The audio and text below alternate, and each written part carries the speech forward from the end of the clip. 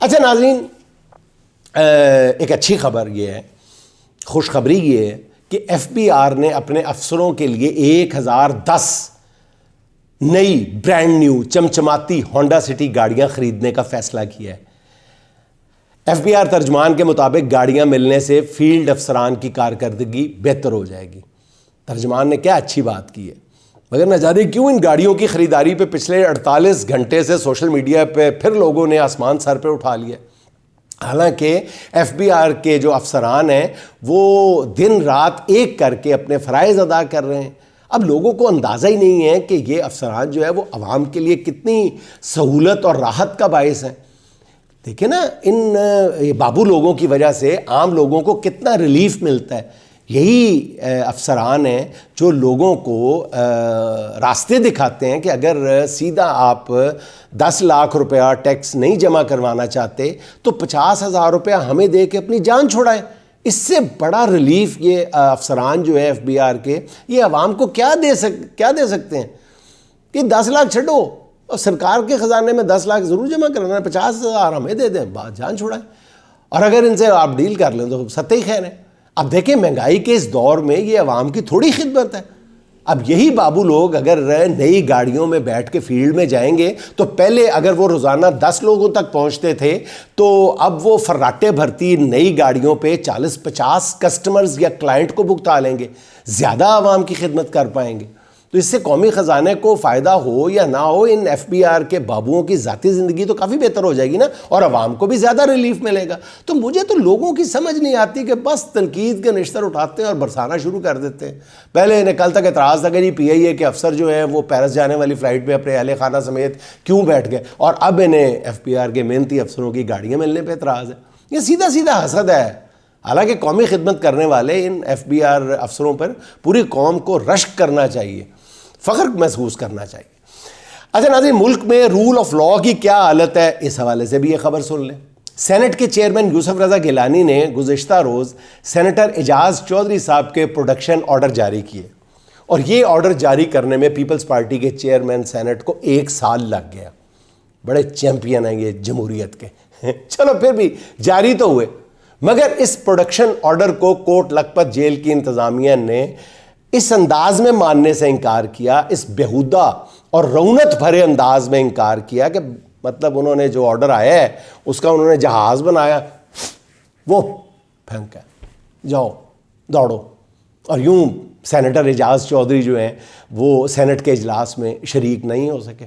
اسے کہتے ہیں ناظرین جمہوریت بہترین انتقام ہے۔ اور اعجاز چودھری اور میاں محمود الرشید صاحب جو ہیں ان پر یقین کریں کہ اس وقت جو ہے ایک ایک دن دونوں بیماری کے عالم میں، اور دونوں پر ایک ایک دن کی جو قید میں اضافہ ہے وہ ان کی صحت پر انتہائی بھیانک اثرات مرتب کر رہا ہے۔ چلیں آنے والے دنوں میں دعائی کی جا سکتی ہے کہ ان کی مشکلات جو ہیں وہ آسان ہو جائیں، اور وہ نظر بھی آ رہا ہے۔ اچھا ناظرین، انتہائی معتبر ذرائع کے مطابق صدر ٹرمپ کے عہدہ سنبھالنے کے بعد ایک قرارداد کی منظوری کا امکان جو ہے وہ ہر گزرتے دن کے ساتھ قوی سے قوی تر ہوتا چلا جا رہا ہے، جس میں پابندیوں کی شکل میں پاکستانی حکومت کی کئی اعلیٰ شخصیات کو سفری پابندیوں کا سامنا کرنا پڑے گا، اور ہو سکتا ہے کہ ان کے اثاثے اور جائیدادیں ضبط کر لی جائیں۔ ان تمام پاکستانی شخصیات کو میگنٹسکی ایکٹ کے تحت پابندیوں کے ذریعے ان کا پابندیوں کا سامنا کرنا پڑے گا، اور ان پر پاکستان میں انسانی حقوق کی سنگین خلاف ورزیاں یعنی ٹرانس نیشنل ریپریشن کے الزامات ہیں۔ یعنی اگر وہاں رہنے والے جو پاکستانی ہیں، اوورسیز پاکستانی امریکنز جو ہیں، ان کے اگر یہاں پہ رشتہ داروں کو تنگ کیا گیا ہے کسی بھی الزام میں سیاسی وابستگی رکھنے کے جرم میں، تو یہ ٹرانس نیشنل ریپریشن کہلاتا ہے۔ اور کانگریس نے گزشتہ سال انسانی حقوق کی خلاف ورزیوں اور جعلی انتخابات کے خلاف جو ہے وہ 901 HR پاس کی تھی، جس کی تفصیل میں پہلے بھی آپ کی خدمت پہ پیش کر چکا ہوں۔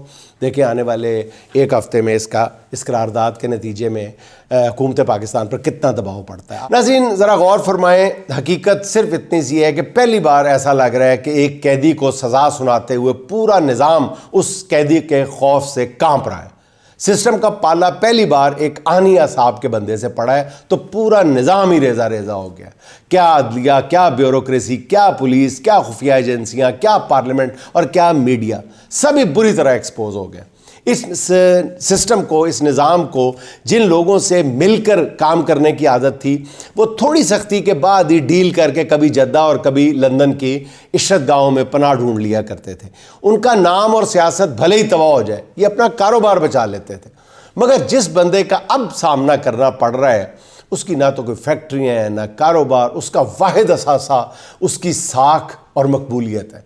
اس کی واحد دولت جو ہے وہ عوام پر اس کا اعتماد ہے. اس لیے وہ اپنی ساکھ اور عوام کے اعتماد پر رتی برابر بھی سمجھوتا کرنے کو تیار نہیں ہے. وہ کسی کے ڈیل کے نتیجے میں، کسی بھی ڈیل کے نتیجے میں لندن تو کیا اپنے گھر بنی گالا بھی جانے کو تیار نہیں ہے. جب کوئی پوری بات کرنے کی ہمت نہیں رکھتا، ایسے وقت میں چپ رہنا مصلحت نہیں، کفر سمجھتا ہے وہ شخص. اس لیے نظام کے رکھوالوں کو سمجھ نہیں آ رہی کہ وہ کریں تو کریں کیا. وہ اس بہادر کو سزا دینا چاہتے ہیں تو انہیں کئی وسوسے گھیر لیتے ہیں.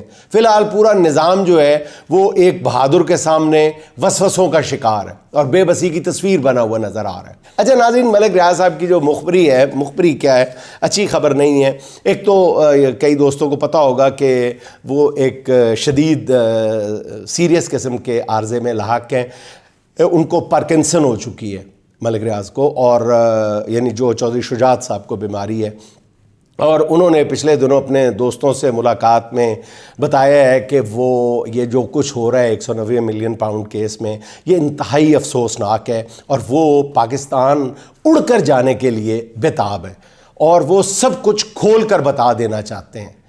وہ سب کچھ سچ جو ہے وہ کھول کر بتا دینا چاہتے ہیں کہ اس کیس میں کس کا کیا کردار تھا.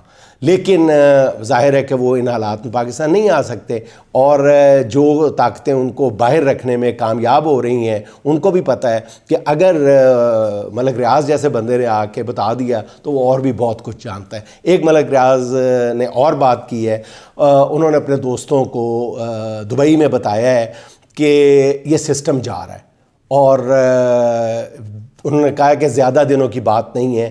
تو جب ان سے پوچھا گیا کہ سسٹم کس کی وجہ سے جائے گا تو انہوں نے پنجابی میں جواب دیا ہے کہ وڈے ٹاوراں دیاں بنیاداں تگڑیاں نہ ہون تو ٹاور آپ ہی ڈگ پیندا، یہ سسٹم اپنے بوجھ تلے ہی گر جائے گا. یہ ریاض ملک صاحب کے الفاظ ہیں جو میں آپ کو بتا رہا ہوں. اچھا ناظرین، سپریم کورٹ میں کسٹمز سے متعلق ایک کیس کی سماعت کرتے ہوئے جسٹس منصور علی شاہ نے بڑی امپورٹنٹ قسم کا ایک سوال اٹھا دیا، اور یہ ایسا سوال ہے جس کا جواب 26ویں آئینی ترمیم کے وجود کے لیے خطرہ بن سکتا ہے. جسٹس منصور علی شاہ صاحب کا کہنا ہے کہ ہم سے دائرہ اختیار واپس لیا جا سکتا ہے، یہ عدلیہ کی آزادی کا سوال ہے. اس عدالت میں الگ بینچ کیسے بنایا جا سکتا ہے؟ یہ عدلیہ کی آزادی اور اختیار کی شقوں کے خلاف ہے. اب جسٹس منصور علی شاہ نے اس معاملے پر بیرسٹر صلاح الدین سے 15 روز میں جواب طلب کر لیا.